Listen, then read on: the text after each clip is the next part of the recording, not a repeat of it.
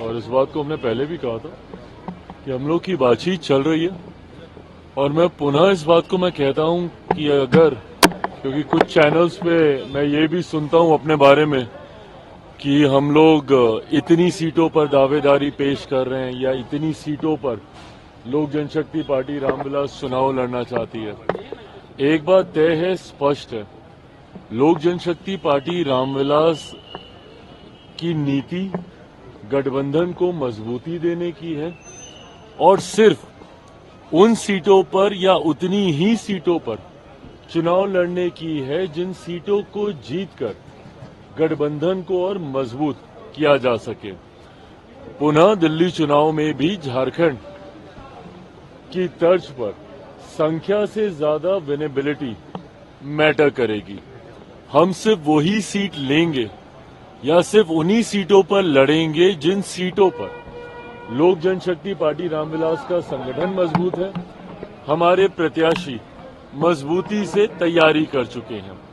संख्या दिखाने के लिए ज्यादा सीटें लें, अधिक सीटों पर चुनाव लड़ें और अपना स्ट्राइक रेट हम लोग कम करें, पार्टी ये कतई नहीं करेगी। जो सीट लेगी उसे जीतने के लिए ही लेगी। और मैं मानता हूं कि मौजूदा परिस्थिति में जिस तरीके से आम आदमी पार्टी केजरीवाल जी की झूठे वादों से दिल्ली की जनता त्राही त्राही कर रही है और खास तौर पर हमारे बिहार के लोग, पूर्वांचल के लोग जिस बदहाल परिस्थिति में वहां पर जी रहे हैं और जिस तरीके से पूर्व मुख्यमंत्री केजरीवाल जी ने बिहारियों को अपमानित करने का काम किया, उन्हें फर्जी कहकर किसी को वोट जिताने के लिए फर्जीवाड़ा करने तक का, चुनाव जिताने के लिए फर्जीवाड़ा तक करने का आरोप जिस तरीके से यूपी बिहार के लोगों के ऊपर उनके द्वारा लगाया गया है, इन तमाम बातों को मद्देनजर रखते हुए इस बार दिल्ली की जनता वोट करेगी और 8 तारीख को जब परिणाम आएंगे तो वहां पे भाजपा के नेतृत्व वाली एनडीए की सरकार इस बार दिल्ली में बनने जा रही है। कितनी सीटों पे बातचीत चल रही है चिराग, और कितनी सीटों पे चुनाव आप लड़ने जा रहे हैं? कितनी सीटों पे बातचीत चल रही है और कितनी सीटों पे आप चुनाव लड़ने जा रहे हैं?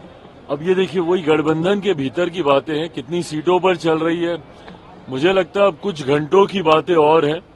24 से 36-48 घंटे तक मुझे लगता है ये तमाम बातें सार्वजनिक हो जाएंगी। बट मैं पुनः दोहराता हूं, कितनी सीटों पर नहीं, किन सीटों पर, संख्या से ज्यादा विनेबिलिटी फैक्टर को मद्देनजर रखते हुए हम लोग चुनाव की चर्चा कर रहे हैं। चिराग, मकर संक्रांति का समय चल रहा है और अब ये दावे किए जा रहे हैं अपोजिशन के द्वारा कि सरकार इधर उधर होने जा रही है। कितनी सच्चाई है इन दावों में?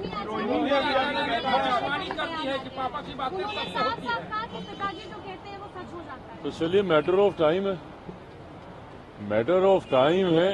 अगर उनके पिताजी ने जो कहते हैं वो सच हो जाता है तो मेरे पास मेरे पिताजी का भी आशीर्वाद है कि वो जहां रहते थे सत्ता वहीं जाती थी।